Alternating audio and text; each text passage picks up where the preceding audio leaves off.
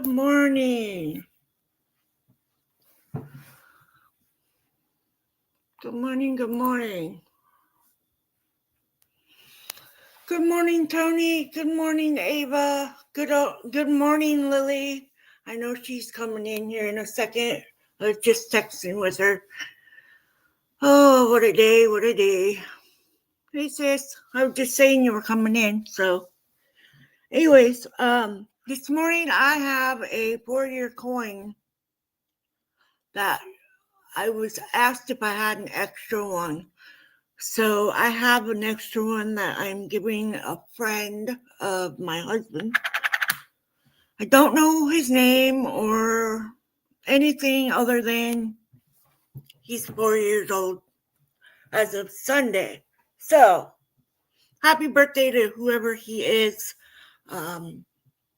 It is definitely worth every single day of being sober. You're gonna have ups and downs, of course, but it is worth it. Anyway, I'm Sandra. I'm an alcoholic, and today is AA. Last week I had to take my coin to work with me because I thought maybe I was going to have a rotten day, and I sure did. But I got through it, and yeah, so that was my week last week. This weekend went by smoothly. I worked 20 hours, and that is also with a migraine on Saturday. So, but I made it through the day, thank goodness. And yeah. So let's go ahead and get our meeting started. Like I said, I'm Sandra. I'm an alcoholic. Please be kind in the chat. Don't judge each other. This is a actual meeting, and just be mindful and don't go harass people. Just because they're in the chat doesn't mean that they are an alcoholic or any of that. So just be mindful of those things. And to you that are watching the replay or just not in the chat, I completely understand why you are not out here on the chat. And I was there too when I first started. A lot of people aren't sure of who they want to know. But either way, if you're here in the watching part, replay part, thank you for coming and being part of my channel and giving me a platform to share my story on for my sobriety and do these meetings for free. So with that, let's get into the serenity prayer. God, grant me the serenity to accept the things I cannot change, the courage to change the things I can, and the wisdom to know the difference. So like I said, my husband messaged me. He's like, do you have an extra 4-year coin? I always get at least 2. Well, usually I'll get 2. I'll get one from my sponsor or my sister or both. And if I get from both, then I have an extra one. But I also do go to meetings for my sobriety birthday, and I get a coin there as well. So, 1, we admitted we were powerless over alcohol, that our lives had become unmanageable. 2, came to believe that a power greater than ourselves could restore us to sanity. 3, made a decision to turn our will and our lives over to the care of God as we understood Him. 4, made a searching and fearless moral inventory of ourselves. 5, admitted to God, to ourselves, and to another human being the exact nature of our wrongs. 6, we're entirely ready to have God remove all these defective characters. Oh, she wants to play now. 7, humbly Asked him to remove our shortcomings. 8. Made a list of all persons we had harmed and become willing to make amends to them all. 9. Made direct amends to such people wherever possible, except when to do so would injure them or others. 10. Continue to take personal inventory and when wrong, promptly admit it. 11. Shelter prayer and meditation to improve our conscious contact with God as we understood Him, praying only for knowledge of His will for us and the power to carry that out. 12. Having had a spiritual awakening as a result of these steps, we tried to carry this message and to practice these principles in all our affairs. Ugh. Got tongue-tied for a second. So I always put in the description, which would be on the more button spot on the under the video on the replay, and I put the AA meetings into its own space. So if you go to my playlist, it's all AA. So if you want to go back in time and watch old ones, you can. You don't have to. It just helps with time on my watch hours. But like I said, you don't have to. It's fine. These are free. So we are on Chapter 5, How It Works, page 58. Really, have we seen a person fail who has thoroughly followed our path? Those who do not recover are people who cannot or will not completely give themselves to the simple program. Usually men and women who are continually or constitute, whatever that word is. Words are hard, guys. Incapable of being honest with themselves. There are such unfortunates.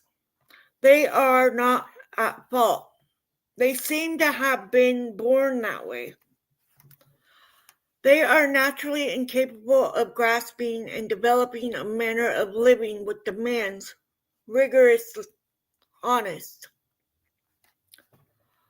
Their chances are less than average.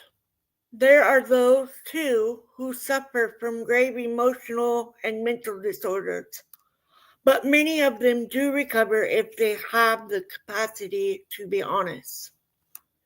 Our stories disclose in a general way what we used to be like, what happened, and what we are like now.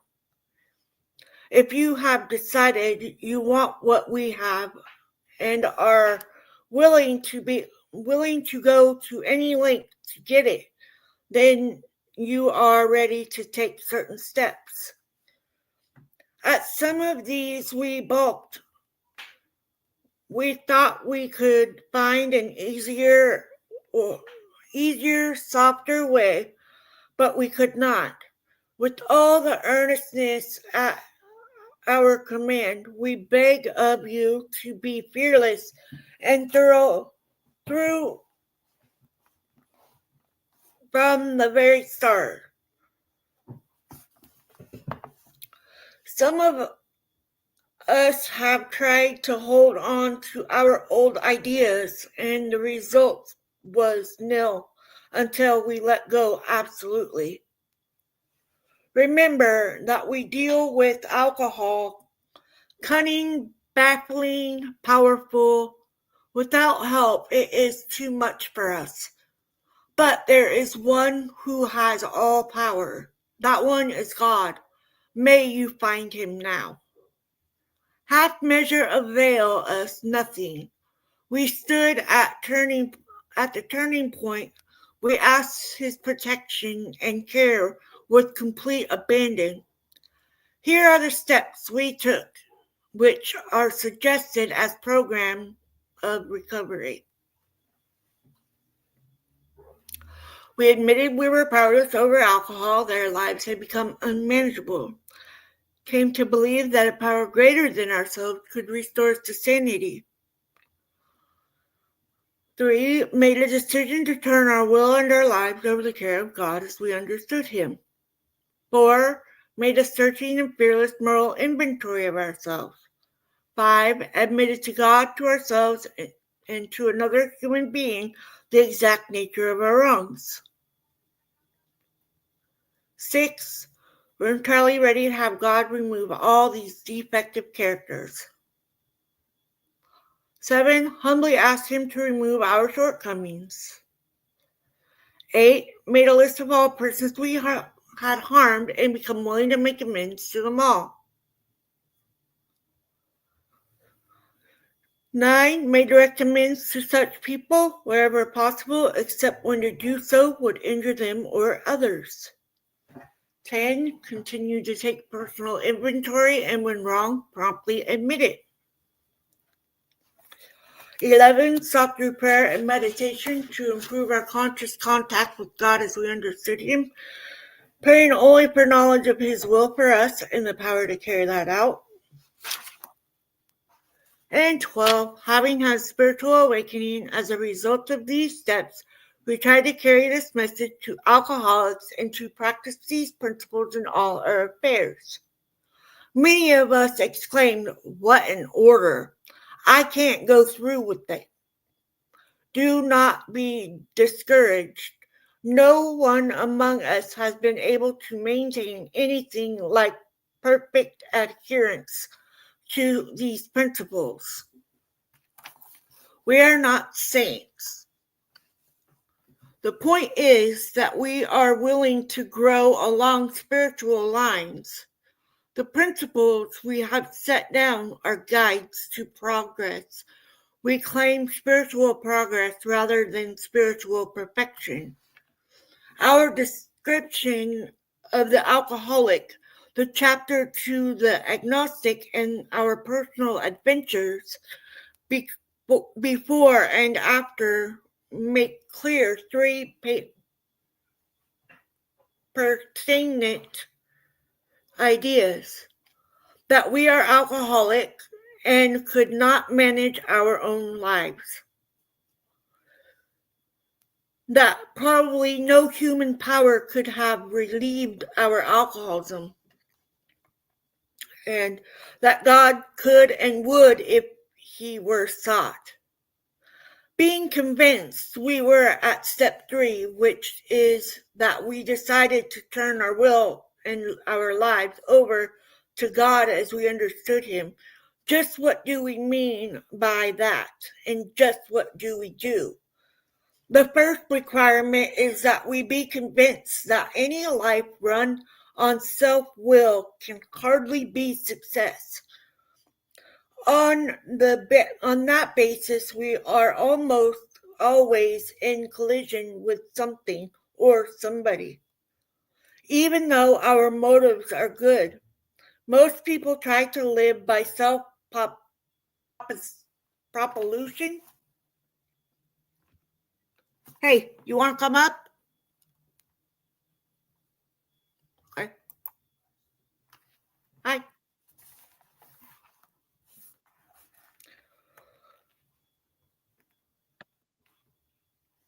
Each person is like an actor who wants to run the whole show, is forever trying to arrange the lights, the ballot, the scenery, and the rest of the players in his own way. If his arrangement would only stay put, if only people would do as he wished, the show would be great. Everybody, including himself, would be pleased. Life would be wonderful. In trying to make these arrangements, our actor may sometimes be quite virtuous. He may be kind, considerate, patient, generous, even modest and self-sacrificing. On the other hand, he may be mean, egotistical, selfish, and dishonest, but as with most humans, he is more likely to have varied traits. This definitely looks different now. Yeah. I had to come up and check it out Oh. and to say hi to everybody. I don't normally do it. No way. I do join on Ava's Saturday mornings sometimes, but Yeah. anyway, Pippi's gonna start barking. I better go back down in the chat. All right. Love you. Love you. Bye. What usually happens, the show doesn't come off very well. He begins to think life doesn't treat him right. He decides to exert himself more. He becomes, on the next occasion, still more demanding or gracious, as the case may be. Still, the play does not suit him. Admitting he may be somewhat at fault, he is sure that other people are more to blame. He becomes angry, indignant, self-pitying. What is his basic trouble? Is he not really a self-seeker, even when trying to be kind?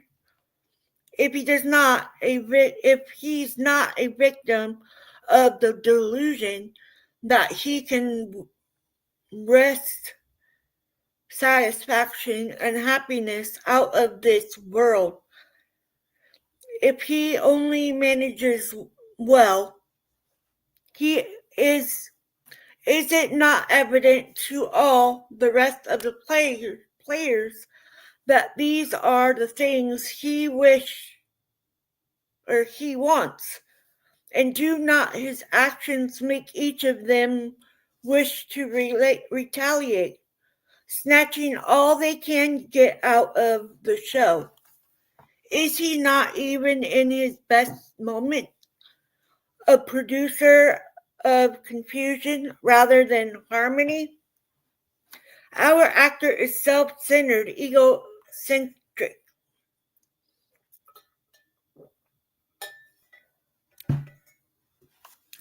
As people like to call it nowadays. He is like the retired businessman who lolls in the Florida sunshine in the winter, complaining of the sad state of the nation. The minister who sighs over the sin of the 20th century. Politicians and reformers who are sure all would be utopia if the rest of the world would only behave. The outlaw safecracker who thinks society has wronged him, and the alcoholic who has lost all and is locked up. Whatever our protections are, not most of us concerned with others, our resentments, or our self-pity. Selfishness, self-centeredness that we think is the root of our troubles, driven by 100 forms of fear, self-delusion, I just read that part, ding dong. As my husband would say when I say ding dong, nobody's home. Sometimes they hurt us, seemingly without provocation, but we invariably find that at some time in the past, we have made decisions based on self which later placed us in a position to be hurt.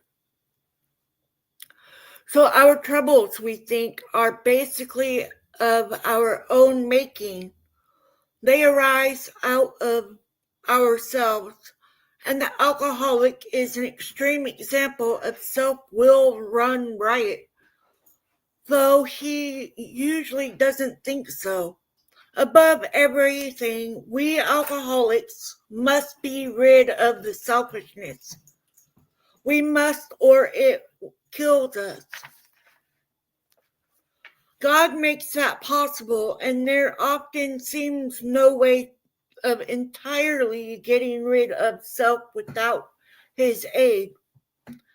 Many of us had moral and philosophical convictions galore, but we could not live up to them even though we would have liked to. Neither could we reduce our self-centeredness much by wishing or trying on our own power. We had to have God's help. This is the how and why of it. First of all, we had to quit playing God. It didn't work. Next, we decided that hereafter, in this drama of life, God was going to be our director. He is the principal. We are His agents. He is the Father, and we are His children.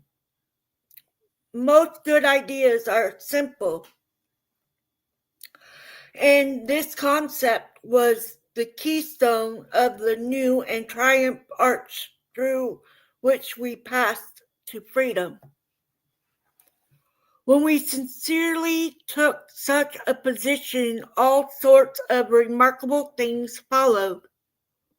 We had a new employer, being all-powerful. He provided what we needed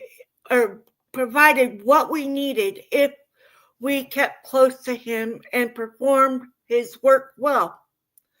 Established on such a footing, we became less and less interested in ourselves, our little plans and designs. More and more we became interested in seeing what we could contribute to life.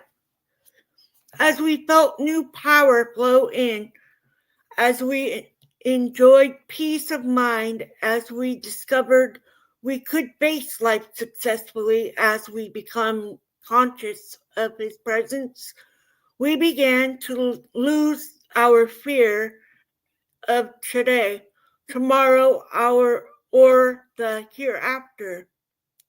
We were reborn. We were now at step 3. Many of us said to our Maker, as we understood Him, God, I offer myself to Thee, to build with me and to do with me as Thou wilt. Relieve me of the bondage of self, that I may better do Thy will. Take away my difficulties, that victory over them may bear witness to those I would help of Thy power, Thy love, and Thy way of life. May I do Thy will always. We thought well before taking this step, making sure we were ready, that we could at last abandon ourselves utterly to Him. We found it very desirable to take His spiritual step with an understanding person, such as our wife, best friend, or spiritual advisor, but it is better to meet God alone than with one who might misunderstand. The wording was, of course, quite optional, so long as we expressed the idea, voicing it without reservation. This was only a beginning, though. If honestly and humbly made, an effect, sometimes a very great one, was felt at once. Next, we launched on a course of vigorous action, the first step of which is the personal house cleaning, which many of us have never attempted through our decision. Although our decision was a vital and crucial step, it could have little permanent effect unless at once followed by a strenuous effort to face and to be rid of the things in ourselves which has been blocking us. Our liquor was but a symptom, so we had to get down to cause and conditions. Therefore, we started upon a personal inventory. This was step 4. A business which takes no regular inventory usually goes broke.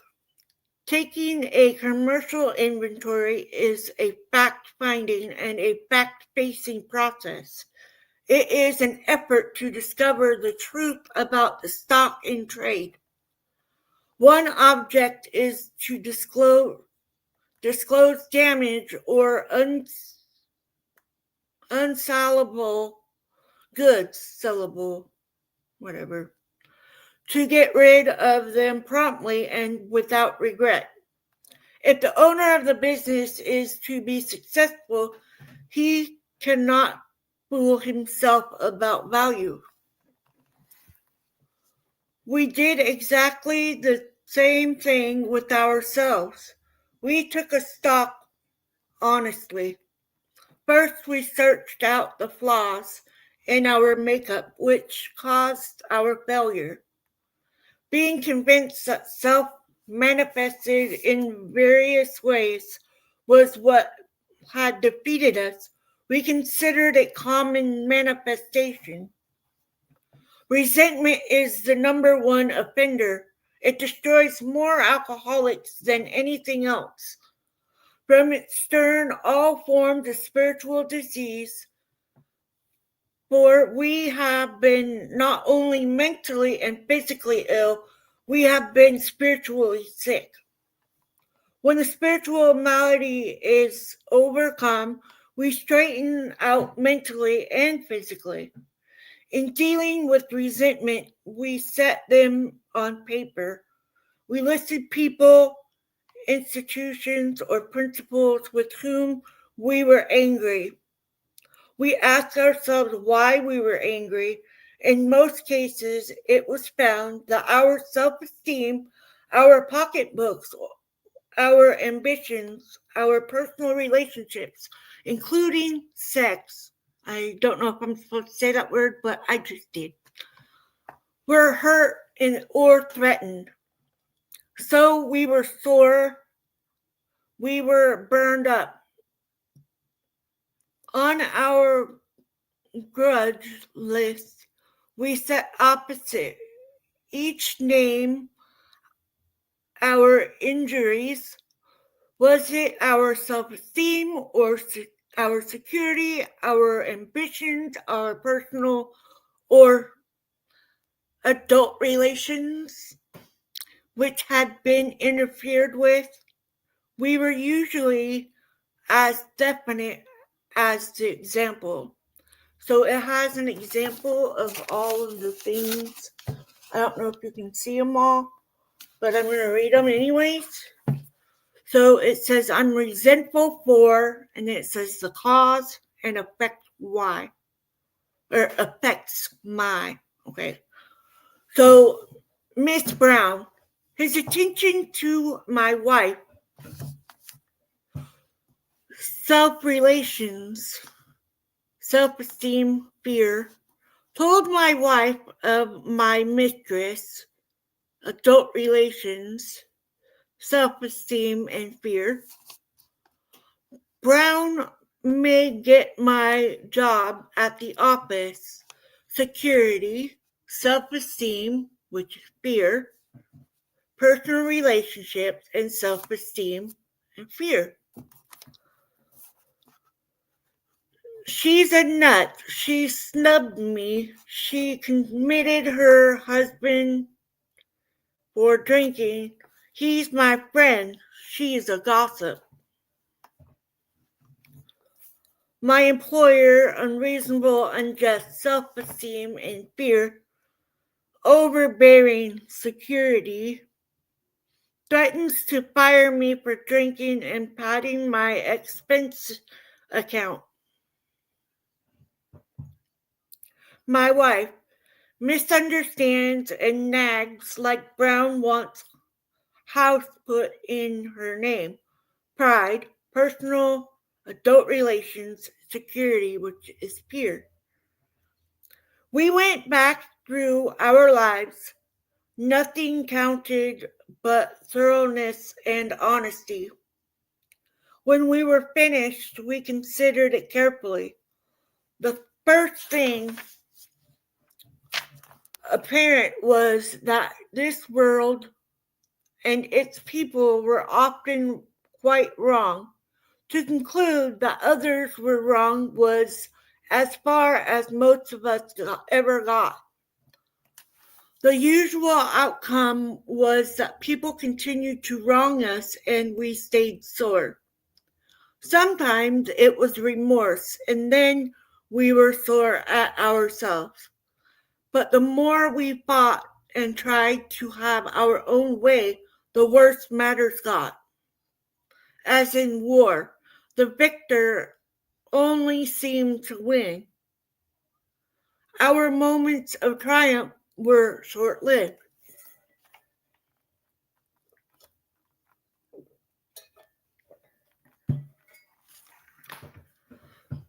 It is plain that a life which includes deep resentments leads only to futility and unhappiness.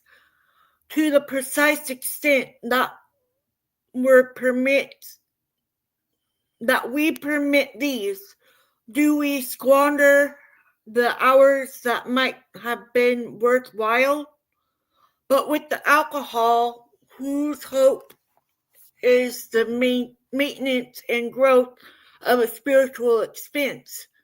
This business of resentment is infinitely grave. We found that it is fatal, for when harboring such feelings, we shut ourselves off from the sunlight of the spirit. The insanity of alcohol returns and we drink again. And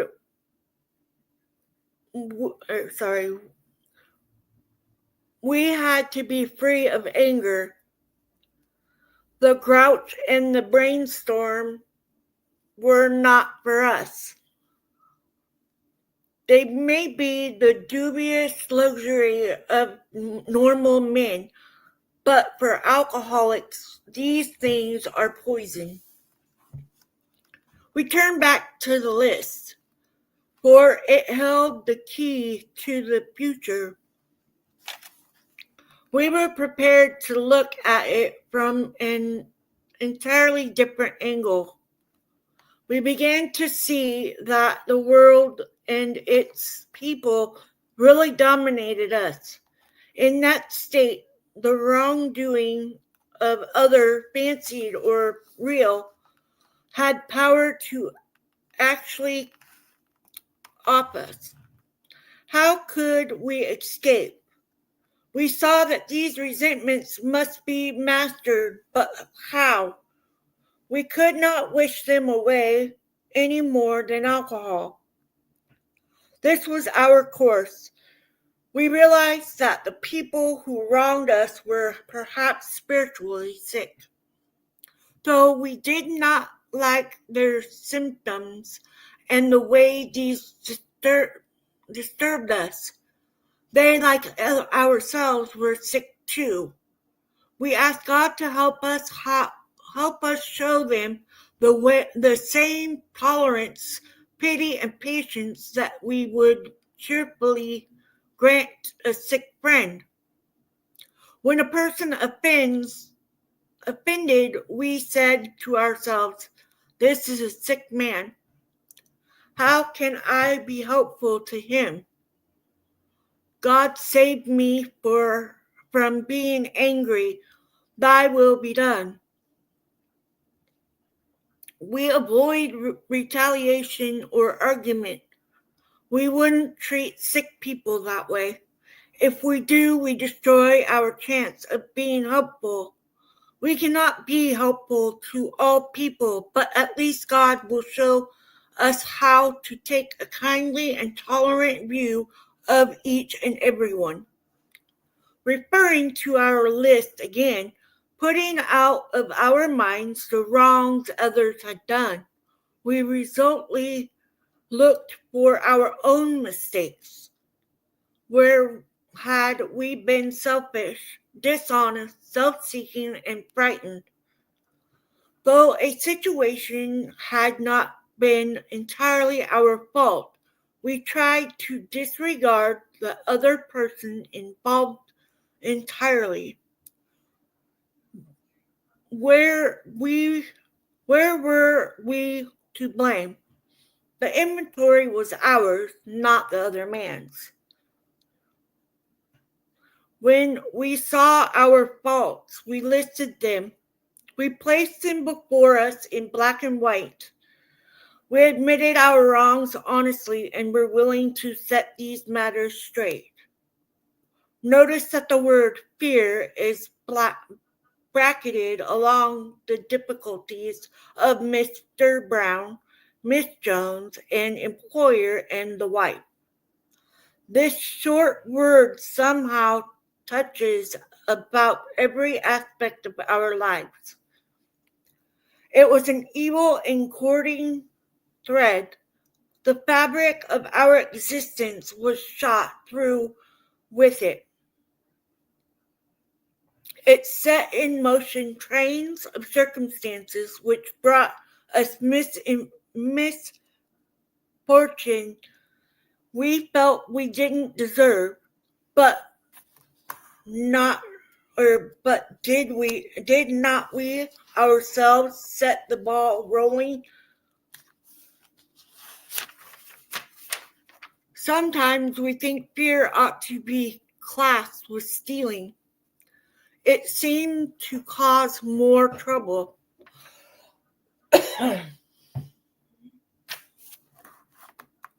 We reviewed our fears thoroughly. We put them on paper, even though we had no resentment in connection with them. We asked ourselves why we had them. Wasn't it because self-reliance failed us? Self-reliance was good as far as it went, but it didn't go far enough. Some of us once had great self-confidence, but it didn't fully solve the fear problem or any other. When it made us cocky, it was worse. Perhaps there is a better way. We think so, for we are now on a different basis, the basis of trusting and relying upon God. We trust infinite God rather than our finite selves. We are in the world to play the role He assigns, just to the extent that we do as we think He would have us and humbly rely on Him. Does He enable us to match calamity with serenity? We never apologize to anyone for depending upon our Creator. We can laugh at those who think spirituality the way of weakness. Paradoxically, it is the way of strength. The verdict of the ages is that faith means courage. All men of faith have courage. They trust their God. We never apologize for God. Instead, we let Him demonstrate through us what He can do. We ask Him to remove our fears and direct our attention to what He would have us be. At once, we commence to outgrow fear. How about adult relations? Many of us need needed an overhauling there. But above all, we try to be sensible on this question. It's so easy to get way off track. Here we fix human opinions running to extremes, absurd extremes.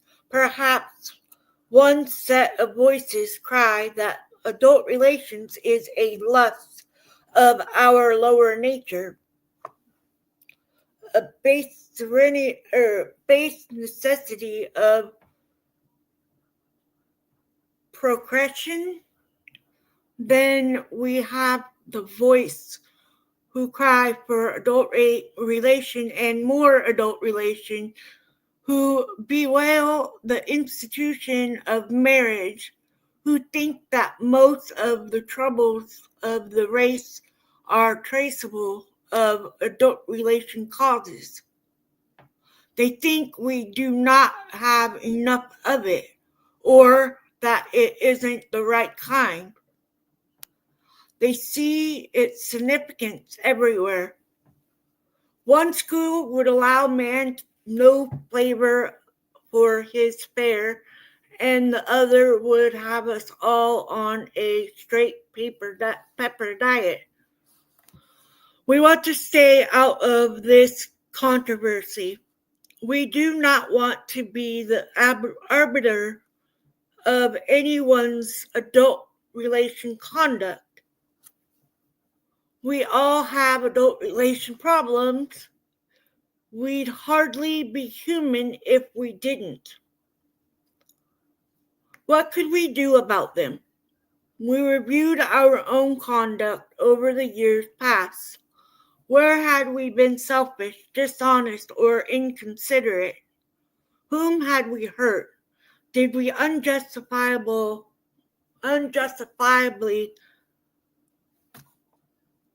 now I lost my spot because I had to close my eyeballs. There it is. Aroused jealousy, suspicion, or bitterness. Where were we at fault? What should we have done instead? We got this all down on paper and looked at it. In this way, we tried to shape a sane and sound ideal. This test or ideal for our future adult relation life.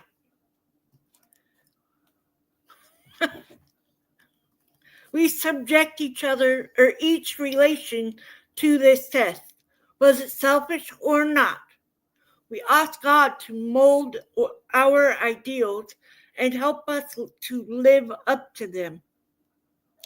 We remembered always that our adult relation powers were God-given and therefore good, neither to be used slightly or selfishly, nor to be despised or loathed. Whatever our ideal turns out to be, we must be willing to grow toward it. We must be willing to make amends where we have done harm, provided that we do not bring about still more harm in so doing. In other words, we treat adult relations as we would any other problem. In meditation, we ask God what we should do about each specific matter. The right answer will come if we want it. God alone can judge our adult relation. Counsel with person is often desirable, but we let God be the final judge. We realize that some people are as fanatical about adult relations as others are loose. We avoid hysterical thinking or advice.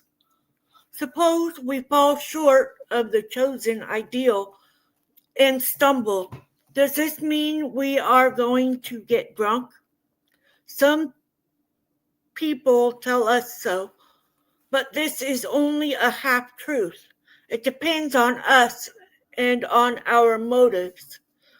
If we are sorry for what we have done and have the honest desire to let God take us to better things, we believe we will be forgiven and will have learned our lesson. If we are not sorry and our conduct continues to harm others, we are quite sure to get drunk. We are not theorizing. These are facts out of our experience.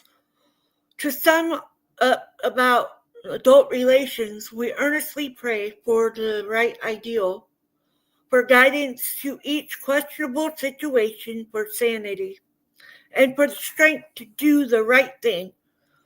If adult relations is very troublesome, we throw ourselves the harder into helping others. We think of their needs and work for them. This takes us out of ourselves. It quiets the imperious urge when to yield would mean heartache. If we have been thorough about our personal inventory, we have written down a lot. We have listed and analyzed our resentment. We have begun to comprehend their futility and their fatality. We have commenced to see their terrible destructiveness.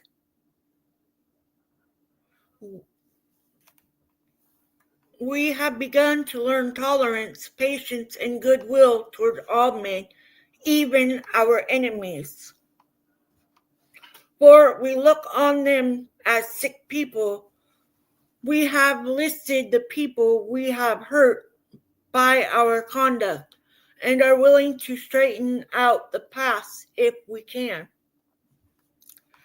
In this book, you read again and again that faith did for us what we could not do for ourselves. We hope you are convinced now that God can remove whatever self-will has blocked you off from Him. If you have already made a decision and an inventory of your grocer handicap, you have made a good beginning. That being so you have swallowed and digested some big chunks of truth about yourself. Now,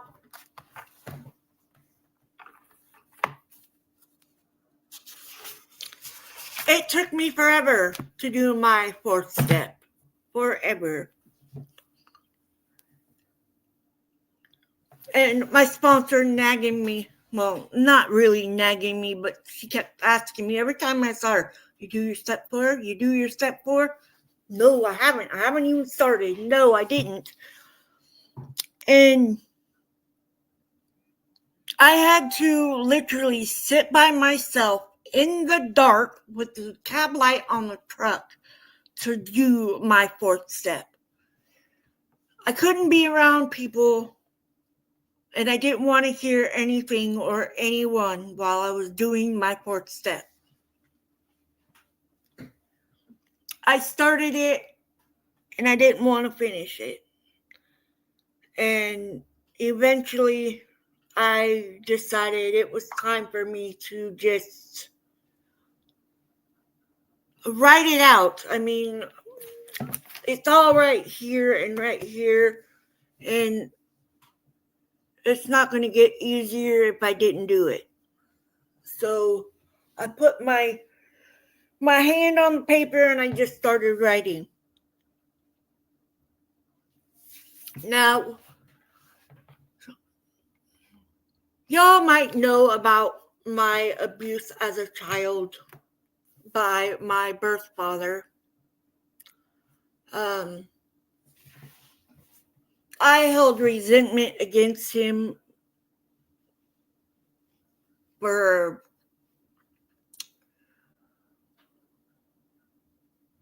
about, well, once I started drinking as a teenager.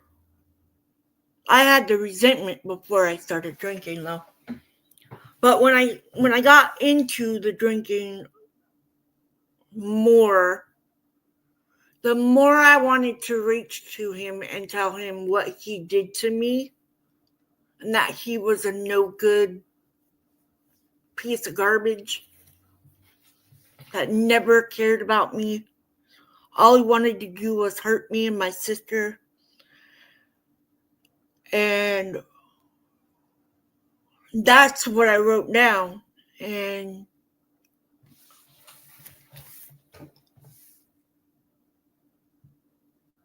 being adultly abused when I was a teenager, before I got pregnant with my son, my oldest son. So those were things that I had a lot of resentment for, and I still do, but it's not for me to forget. It's not for me to make amends for. And that's one thing that my sponsor told me when I did my step 4 was I couldn't change that, and that wasn't my fault. I didn't have any other part in that other than being me, being his child. And thank God he only, well, not thank God, because he did the same thing with my stepsisters. And one couldn't handle it, and she took herself off. And to some people, that's what happens. And to me, I just became an alcoholic, which was inevitable anyway. Because he was an alcoholic. He died as an alcoholic. He never got sober. He never wanted to. And the only time that, as growing up, that I can remember him contacting me and my sister, even as adults, was when he was drunk. And so I started calling him when I was drunk, and he didn't like it. But he was drunk at the same time, so, But my thing was,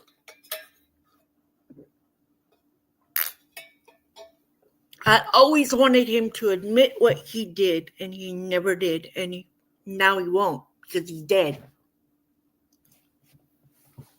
I'll just say it like that. He's dead. And he's not 6 feet under. But, when he passed, I didn't know how to feel, because he gave me life, but he ruined it at the same time. So I was conflicted, and I had to talk to my sponsor then. And I'm like, what do I do? Because, it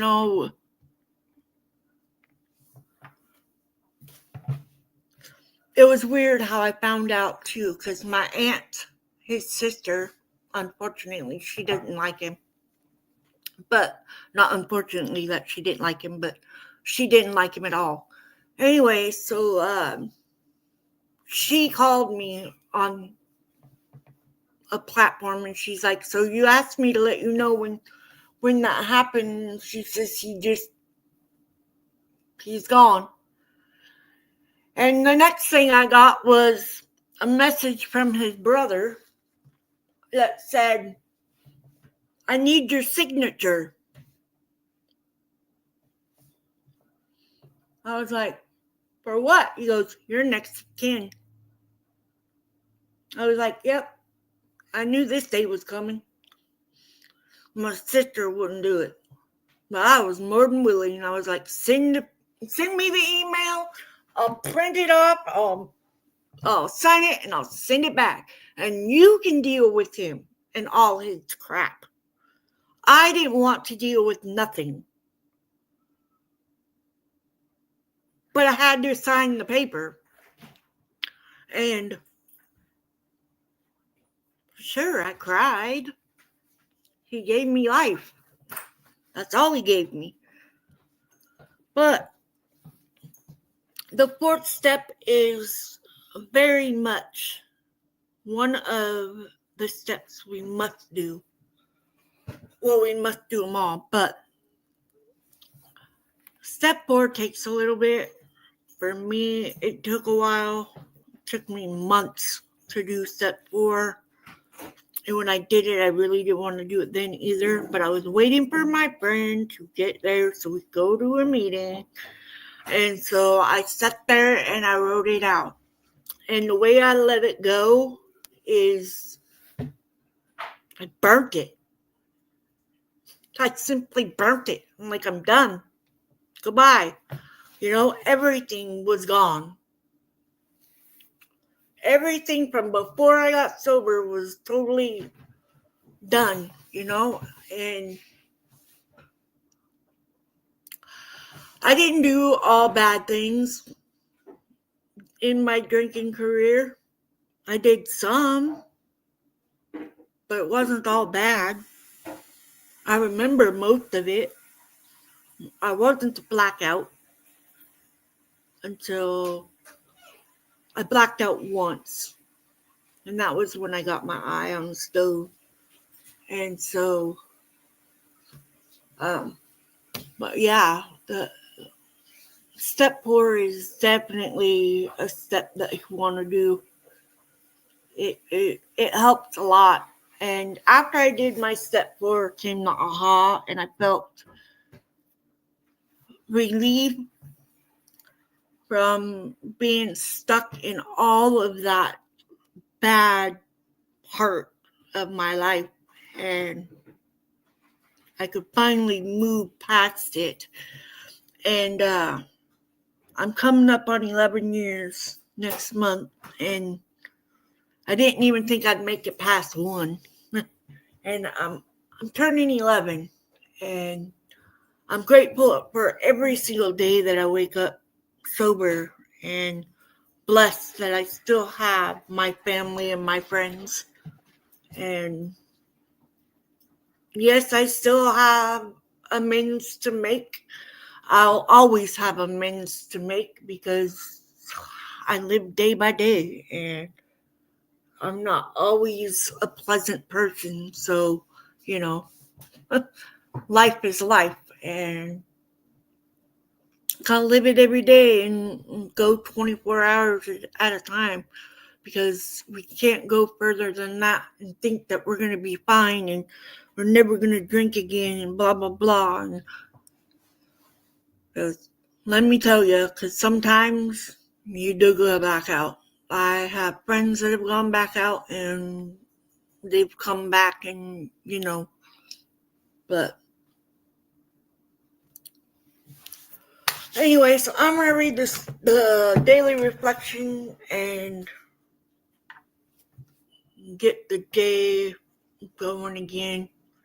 I'd rather just go back to bed. I don't know why I went to the text messaging.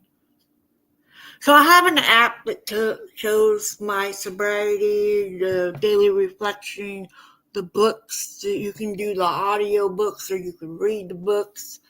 The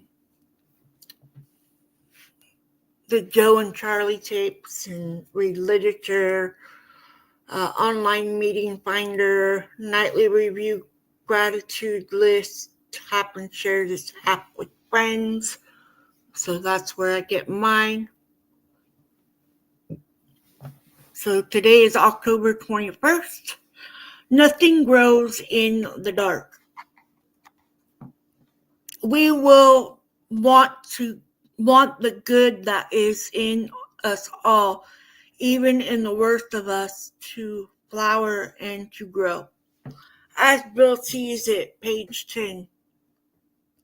With the self-discipline and insight gained from practicing step 10, I begin to know the gratifications of sobriety, not as mere abstinence from alcohol, but as recovery in every department of my life. I renew hope, regenerate faith, and regain the dignity of self-respect. I discovered the word and in the phrase, and when we were wrong, promptly admit it. Reassured that I am no longer always wrong, I learned to accept myself as I am, with a new sense of the miracles of sobriety and serenity. Thank you guys for being here, and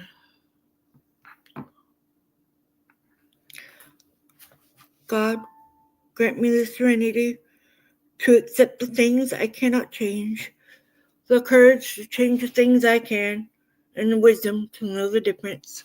Keep coming back. It works if you work it. Love you guys. Be safe out there. And remember, if you need help, there is help out there. If you need a meeting, look up AA meetings. They're everywhere. So please just know that you're not alone. There are many, many, many of us. And I love you guys.